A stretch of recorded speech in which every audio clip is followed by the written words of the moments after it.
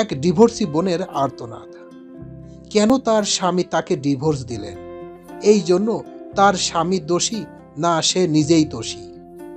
কেন তাকে আজকে স্বামী ছাড়া থাকতে হচ্ছে?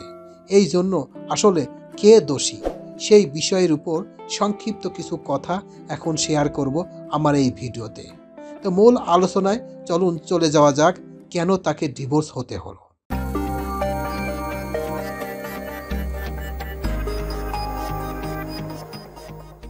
পরিচয় গোপন রাখা এক ডিভোর্সি বোনের খোলা চিঠি।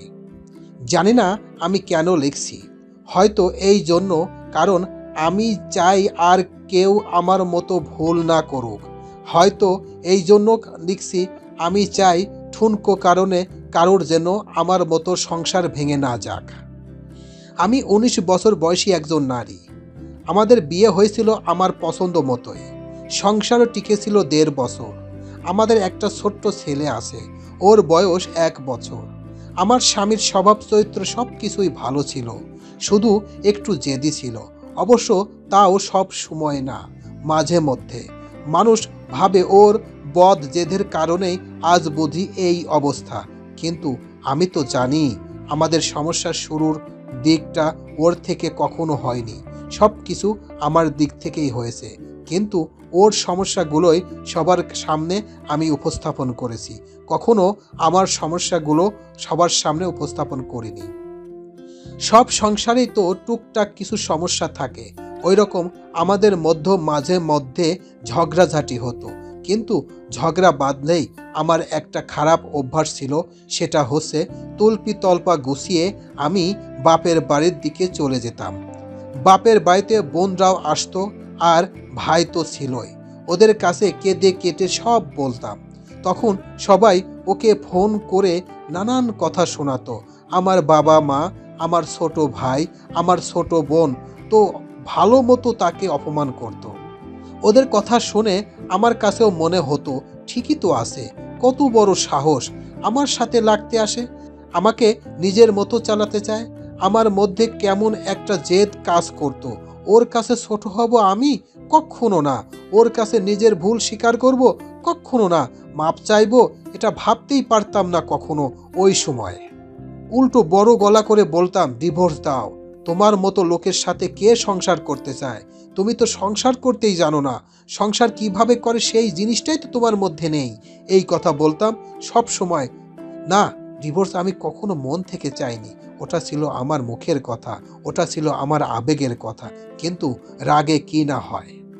একদিনের কথা এখনো মনে পড়ে আমার।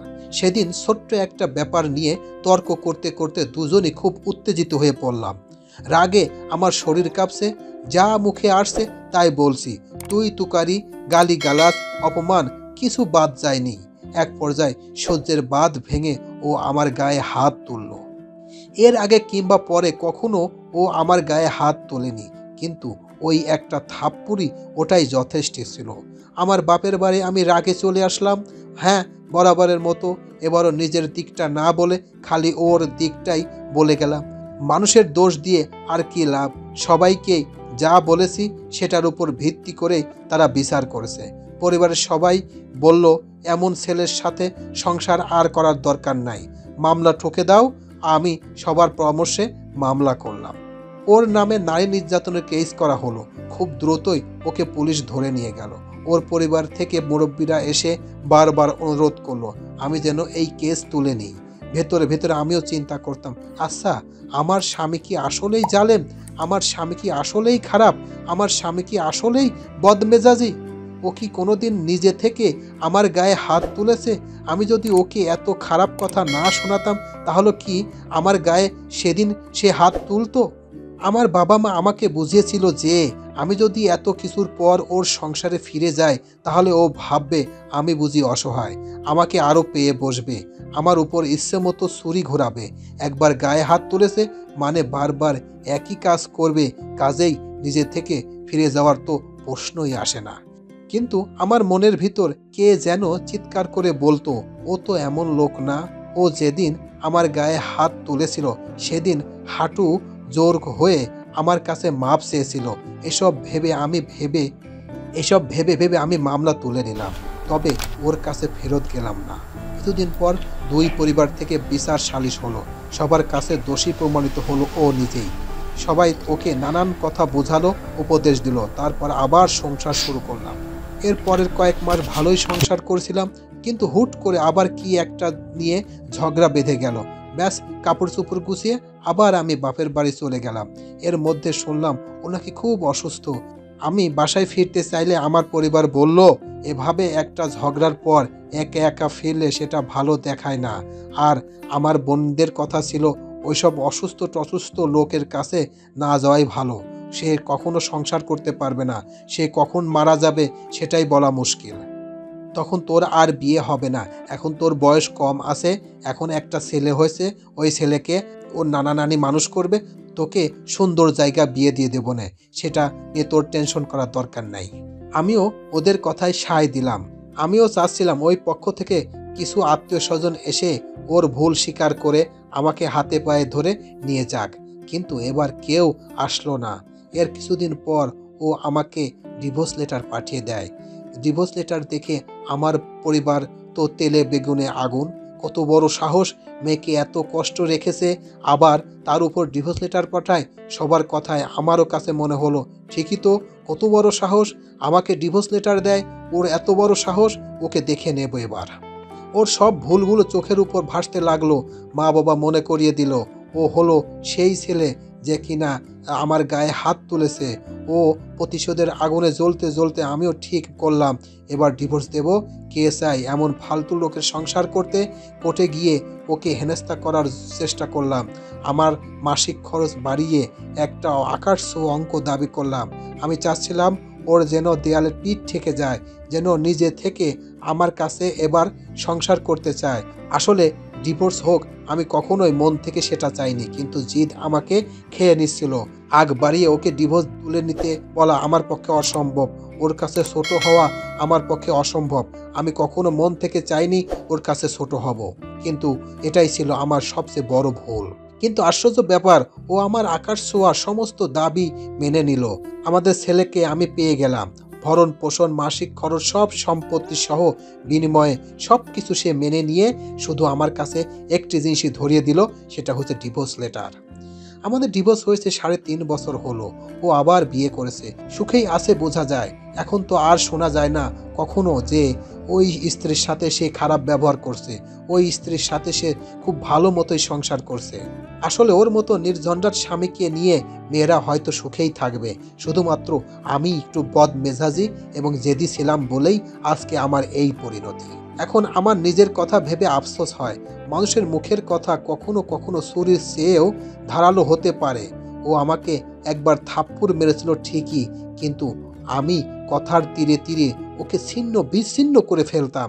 শারীরিক নির্যাতন করিনি সত্যি, কিন্তু মানসিকভাবে কষ্ট দিতাম। এসব কথা আমার মা বাবাকে কখনো বলা হয়নি। নিজের দোষের কথা মানুষ কতটাই বা বলে। মাঝে মাঝে ভাবি, ইস, আমার পরিবার যদি একটু নিজে থেকে বুঝে আমাকে সংসার করার উপদেশ দিত, তো যখন আমি ওর কাছে ফিরে যেতে চাইতাম তখন ওর খারাপটা না বলে যদি একটু ভালো দিকগুলো কথা মনে করা দিত, আমি যদি নিজের জিদ নিয়ে পড়ে না থেকে একটু ওর কাছে নত হতাম, তাহলে হয়তো আজ আমার এই দিন দেখা লাগতো না। আজ আমার ভাই বোন বন্ধু বান্ধব সবাই নিজের সংসারে আছে, নিজের সংসার খুব স্বাচ্ছন্দ্যে করছে। কেউ তো আমার খোঁজ রাখছে না আমি সুখে আছি না শান্তিতে আছি, না মানসিকভাবে অশান্তির মধ্যে আছি। কেউ তো আমার কাছে এখন আসছে না। আমি যখন রাগ করে বাপের বাড়ি চলে এসেছি, তখন আমার বাবা মাকে যা বলেছি আমার বাবা মা তাই বিশ্বাস করেছে। বাবা মা কখনো বিশ্লেষণ করে নাই যে আসলে কে দোষ করেছে, আমি না আমার হাজব্যান্ড। তাহারা আমি যেটা বলেছি সেটাই মেনে নিয়েছে। এটা আসলে সঠিক কাজ করে নাই আমার বাবা মা। আজকে আমি একজন ডিভোর্সি নারী। আমার বিপদের কাছে এখন তো কেউ নেই, নেই আমার ভাই বোন, নেই আমার বন্ধু বান্ধবী, নেই আমার বাবা মা। সবাই সবার কাজ নিয়ে ব্যস্ত এবং সংসার নিয়ে ব্যস্ত। আজকে আমি বড় একা। আজকে আমার বিপদের সময় কেউ আমার পাশে নেই।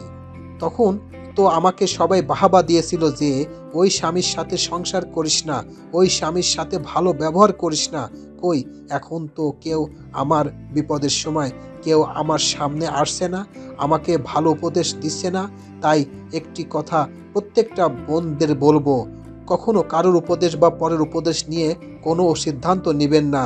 আপনি তো এটা সব সময় বুঝেন যে কোনটা ভালো কোনটা মন্দ, আপনি নিজেই ডিসাইড করবেন, নিজের বিচার বুদ্ধি করবেন, তাহলেই দেখবেন যে সঠিক উত্তর, সঠিক প্রশ্নের জবাব আপনি নিজেই পেয়ে যাবেন।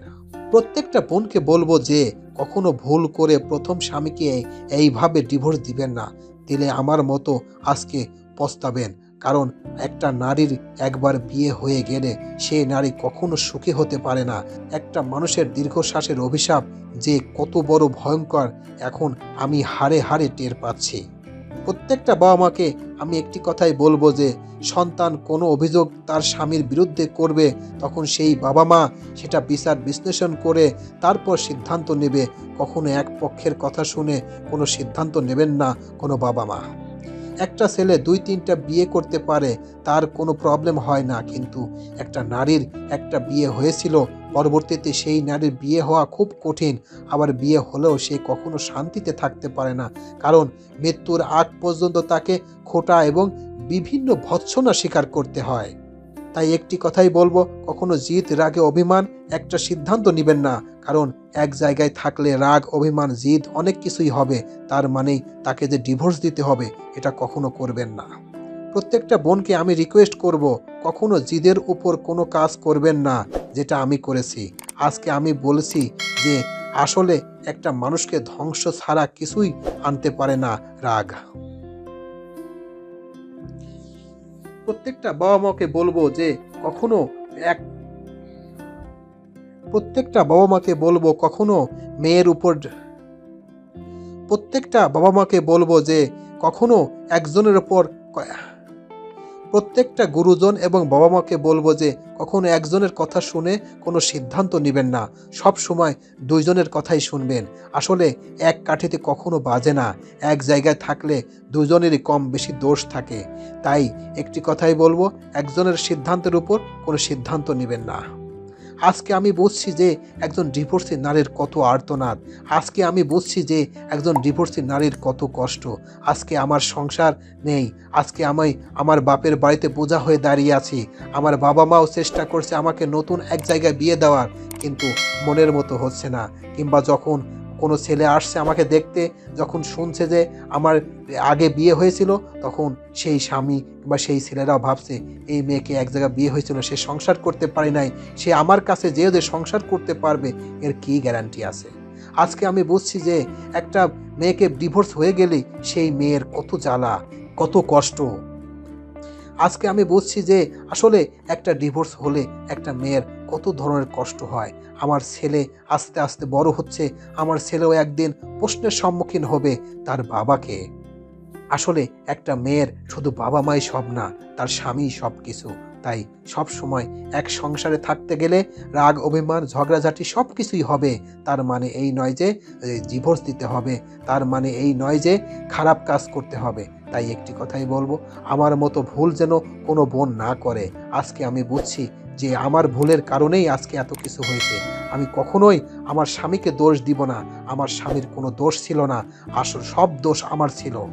কিন্তু আমি আমার বাবা মাকে আমি যা বলেছি আমার বাবা মা তাই করেছে, কিন্তু আমার বাবা মা কখনো ভাবে নাই যে আসলে আমার মেয়ে দোষী, আমার মেয়ে দোষী, আমার মেয়ের খারাপ দিক ছিল। কিন্তু আমার বাবা মা আমার কথার উপর নির্ভর করেই তার সাথে খারাপ ব্যবহার, তার সাথে খারাপ খারাপ কথা বলেছে। আমার বোন বলেছে, আমার ভাই বলেছে, সবাই বলেছে। আমিও তখন খুব খুশি হতাম, কিন্তু এখন দেখছি আসলে সবাই সবার সংসার নিয়ে ব্যস্ত, সবাই সবার সংসার নিয়ে অনেক সুখে শান্তিতে আছে। আজকে আমি খুব কষ্টের মধ্যে আছি, আজকে আমার কেউ খোঁজ নিচ্ছে না, আজকে আমার কেউ আমার পাশে নেই। তাই একটি কথাই বলবো, আমার মতো ভুল যেন কোনো বোন আর না করুক। তো আজকে এই পর্যন্তই। আমার কথাগুলো যদি আপনাদের একটুখানি ভালো লেগে থাকে তাহলে অবশ্যই এই ভিডিওটির একটি লাইক, একটি কমেন্ট আপনাদের কাছ থেকে আশা করি। আর যদি একটুখানি ভালো লেগে থাকে তাহলে অবশ্যই এই চ্যানেলটি সাবস্ক্রাইব করবেন। আজকে এই পর্যন্তই। সবাইকে ধন্যবাদ জানিয়ে এখানে শেষ করছি। আল্লাহ হাফেজ।